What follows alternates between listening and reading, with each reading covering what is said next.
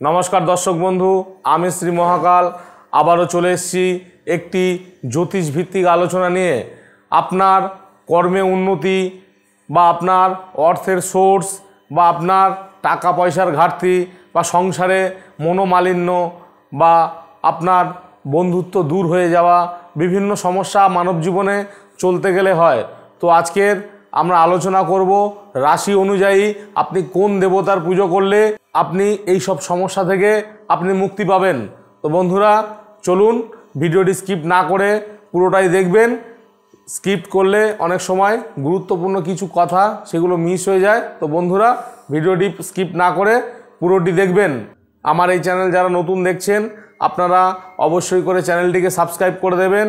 এই রকম নিত্য নতুন জ্যোতিষ ভিত্তিক আলোচনা নিয়ে আপনাদের সামনে পরবর্তীতে উপস্থিত হতে পারি। তো আপনারা চ্যানেলটিকে অবশ্যই সাবস্ক্রাইব করবেন এবং পাশে থাকা বেল আইকনে ক্লিক করবেন। তো আজকের চলুন শুনে নিই আপনি যদি মেষ রাশির জাতক জাতিকা হন আপনার সমস্ত বাধা বিপত্তি আপনি কিভাবে দূর করবেন, কোন দেবতার পুজো করবেন, চলুন আজকের শুনে নিই এই ভিডিওর মাধ্যমে। আমরা জানি 12টি রাশি এবং 9টি গ্রহ এবং 27টি নক্ষত্রের ওপরে ভিত্তি করে করা হয় এই জ্যোতিষ গণনা। আমরা সবাই কোনো না কোনো রাশির জাতক জাতিকা হয়ে থাকি। জন্মের সময় গ্রহ নক্ষত্রের অবস্থান বিচার করে রাশি আমরা নির্ধারণ করে থাকি। যে রাশি অনুযায়ী আমাদের প্রত্যেকের আলাদা আলাদা ইষ্ট দেবতা আছে, অর্থাৎ আমরা কে কোন দেবতার পুজো করলে আর্থিক লাভ পাবো তা আমাদের রাশি অনুসারে স্থির করা সম্ভব। একজন দেবতার এক একটি রাশির প্রিয়, যে দেবতার সুদৃষ্টি যে রাশিতে বেশি থাকে সেই রাশির জাতক জাতিকাদের উচিত সেই দেবদেবীর আরাধনা করা। জেনে নিন রাশি অনুযায়ী আপনার আরাধ্য দেবতাকে। মেষ রাশির গ্রহাধিপতি হলো মঙ্গল। এই রাশির জাতক জাতিকাদের প্রধান দেবতা শ্রী রামচন্দ্র বজরংবলী। তার সঙ্গে আপনারা তারা মাকেও পুজো করবেন এবং দেবী সরস্বতীর আরাধনা করলে এরাই সবথেকে আপনার ভালো ফল বা শুভ ফল আপনাদের দেবে। শুক্র হলো বৃষ রাশির গ্রহাধিপতি। এই রাশির জাতক জাতিকাদের আরাধ্য দেবতা হলেন শ্রী বিষ্ণু, মা লক্ষ্মী এবং শ্রী বিদ্যা। মিথুন ও কর্কট রাশি। মিথুন রাশির গ্রহাধিপতি হলো বুধ। এই রাশির জাতক জাতিকাদের উপর গণেশ এবং বিষ্ণুর সুদৃষ্টি থাকে। তার সঙ্গে মা দুর্গা দেবী, ভুবনেশ্বরী ও মা চন্দ্রঘণ্টার আরাধনা করলে আপনারা প্রচুর উপকার পাবেন। কর্কট রাশির ওপর গ্রহাধিপতি হলো চন্দ্র এবং এই রাশির জাতক জাতিকাদের ওপর স্বয়ং মহাদেবের এবং নারায়ণের আশীর্বাদ বর্ষিত হয়। দেবীদের মধ্যে মা কমলা, মা সিদ্ধিদাত্রীর কৃপাদৃষ্টি থাকে।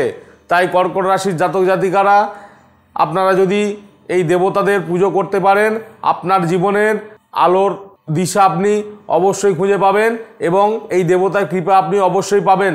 সিংহ কন্যা রাশি। সিংহ রাশির জাতক জাতিকাদের গ্রহাধিপতি হলেন সূর্যদেব। সিংহ রাশির ইষ্ট দেবতা হলেন শ্রী হরি ও হনুমানজি। এছাড়াও দেবী গায়ত্রী, পীতাম্বরী ও কালরাত্রির শুভ দৃষ্টি থাকে সিংহ রাশির জাতক জাতিকাদের ওপর। কন্যা রাশির জাতক জাতিকাদের গ্রহাধিপতি হলেন বুধ। এই রাশির জাতক জাতিকারা সবসময় সিদ্ধিদাতা গণেশের আশীর্বাদ লাভ করেন। এছাড়াও মা দুর্গা, ভুবনেশ্বরী দেবী চন্দ্রঘণ্টারও প্রীত থাকেন। এদের উপর আপনারা এই দেবীদের আরাধনা করলে আপনার জীবনে উন্নতির পথ সুগম হয়ে যাবে। তুলা ও বৃশ্চিক রাশি। তুলা রাশির গ্রহাধিপতি হলো শুক্র।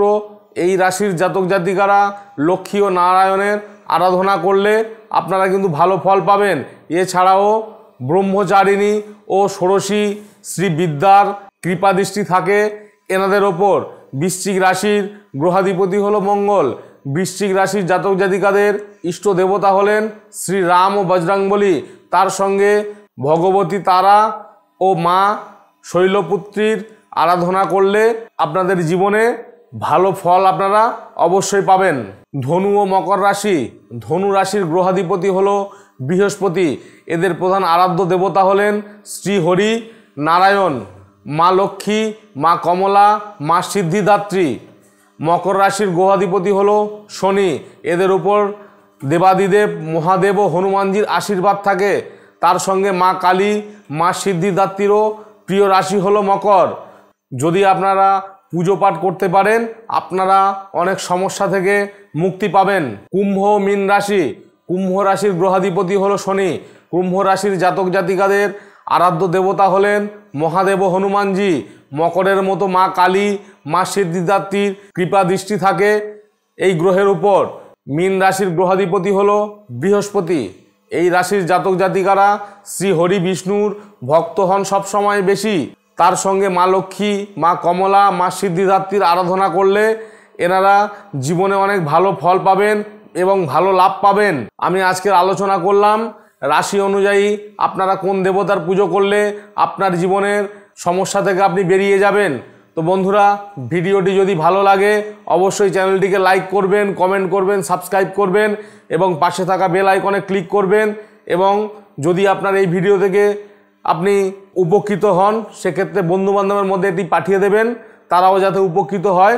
তো বন্ধুরা, যদি এছাড়া আপনাদের অন্য কোনো সমস্যা থেকে থাকে সেক্ষেত্রে আপনারা আমার সঙ্গে সরাসরি দেখা করতে পারেন, সরাসরি টেলিফোনে কথা বলতে পারেন। আমার চেম্বারের অ্যাড্রেস, আমার কন্ট্যাক্ট নম্বর স্ক্রল বারে দেওয়া আছে, সেখান থেকে নিয়ে আপনি আমার সঙ্গে দেখা করবেন বা যোগাযোগ করবেন।